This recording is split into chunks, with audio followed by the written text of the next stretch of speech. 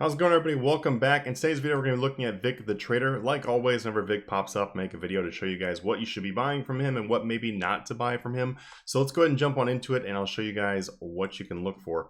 Also, Vic the Trader does not look that different from the previous Vic the Traders, but there's a couple new changes. So let's go ahead and look into them. In order to use Vic the Trader, first of all, you're going to want to right-click on him and say Trade XP. When you do that, you can choose any skill that you currently have bonus experience into. Like, for example, this summoning, I have 132.9 bonus XP. I don't really care about bonus XP in summoning, so I'm going to go ahead and trade that in. When you go to click trade it in, it's going to tell you right here the current rate of how much XP is equal to 1 credit. And it says you can buy 200 at this price before the price changes. What that means is every time that you trade in for 200 credits, the price is going to get more expensive. Typically it doubles. That's kind of like what I've found on these, is just typically it just doubles every time that you hit the 200 cap again. So I'm going to go ahead and trade in for 79 credits right here, so we have some credits to spend in the store.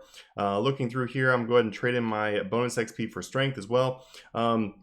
If you're trying to figure out what kind of bonus XP you should trade in, what is a good idea to trade in, I always recommend for people to trade in their combat XP, because combat is already really fast anyway, and it's very easy to get combat XP, so not really worth holding on to bonus XP. You can get more useful things with the credits.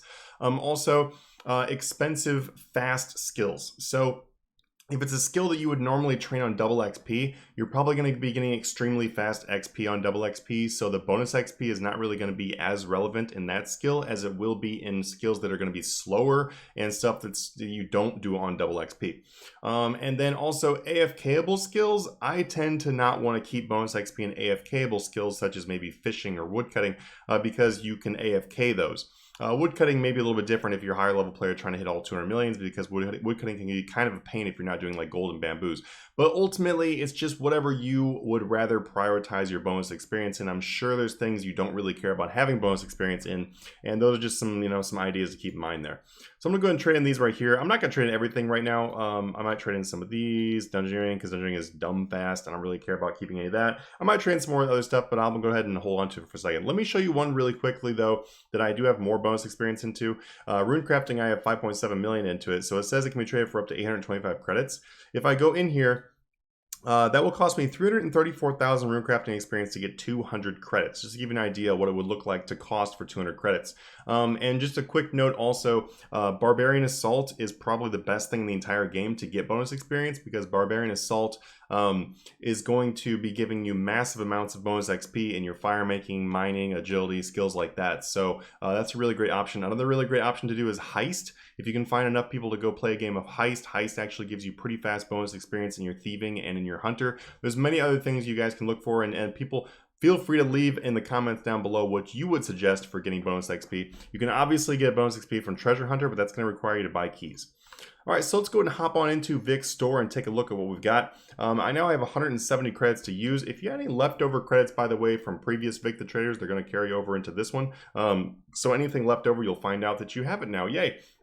On the, let's go ahead and start with the very first page. So the very first page is going to be prismatic stars, prismatic lamps, dungeon tokens, wild cards, pulse cores, rare tokens. In order to make this video not super long and give you guys the most useful information, I'm not going to tell you guys literally every single thing about every single thing. I'm just going to tell you what is clearly a good idea and what's clearly not a good idea.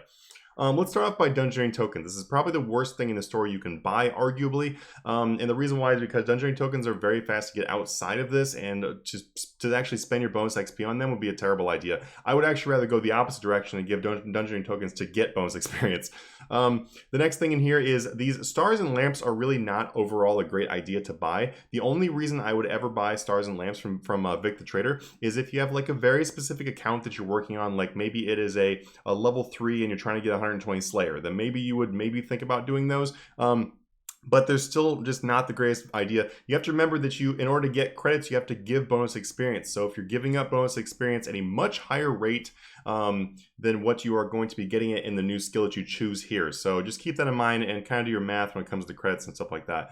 The advanced pulse core and the rare item tokens are probably the only thing that I would recommend considering on the front page. The advanced pulse core is equal to a medium lamp in the first place. So when you look at this medium prismatic lamp up here being 77 credits versus 35, 5 credits, it doesn't really make much sense to buy the lamp over buying the pulse core. Also, the pulse core will give you an additional XP percentage increase as you use them. It lasts for 10 minutes for 2%, and then it continues all the way up to 10%. I'm sure you guys probably know how pulse cores work by now, but anyway, not a bad idea to buy those.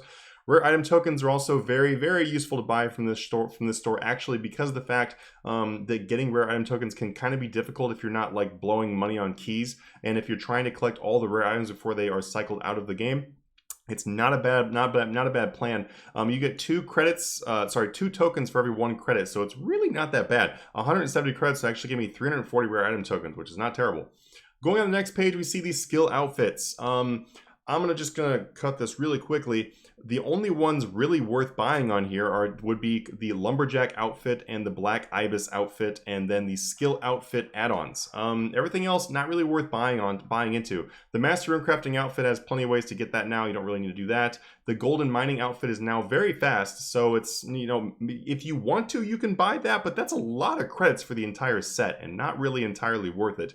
And the constructor outfit is something you very easily get from temple trekking, so it's really not worth it. The lumberjack outfit, on the other hand, is something that is a little bit more difficult to get from temple trekking. I have a temple trekking guide on my channel if you'd like to check that out, but in other words, it's kind of hard to get the lumberjack outfit, so that might be something you want to finish off if you've already done temple trekking.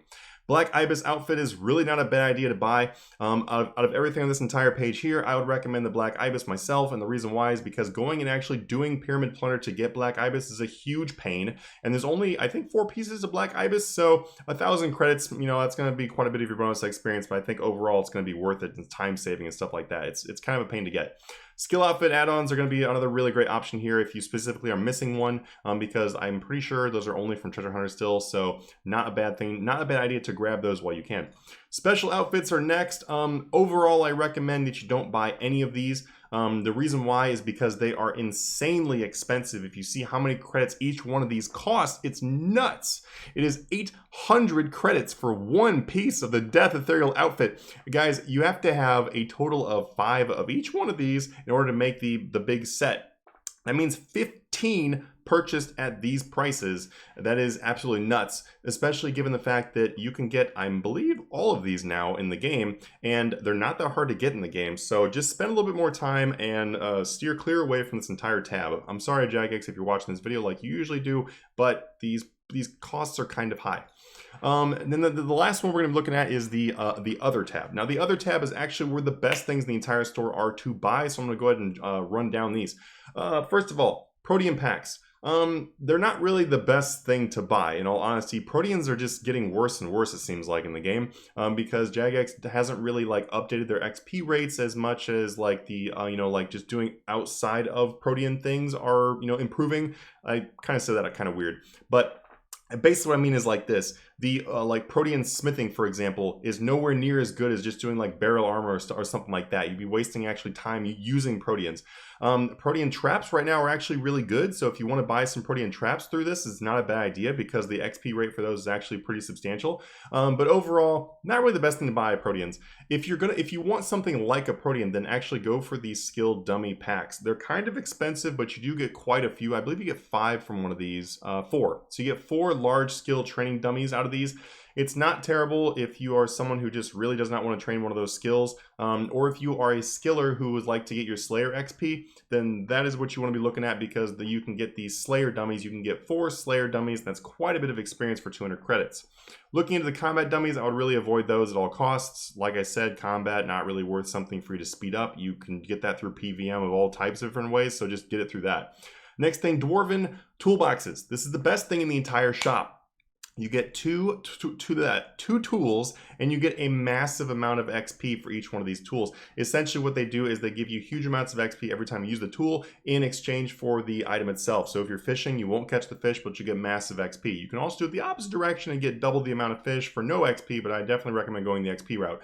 If you're somebody who likes training on the Ark, it is amazing. I will also leave a link in the description down below to just look at my other Vic the Trader guides, because in the other Vic the Trader guide, I actually went and broke down the actual XP you get from each one of these things, and that might be useful for you to check out too. I'm not going to like reiterate in this entire video, make it like a half hour long. exquisite weapons and all these other things are basically like, if you like to collect things, then sure, these are great things to pick up if you don't have them for your collection. And then the Slayer masks, not really worth it because you can get that from doing other things in the game. Anyway, guys, thank you so much for checking out this video. I hope this helps your Vic the Trader stuff, and I'll see you guys in the next video. Have a good one.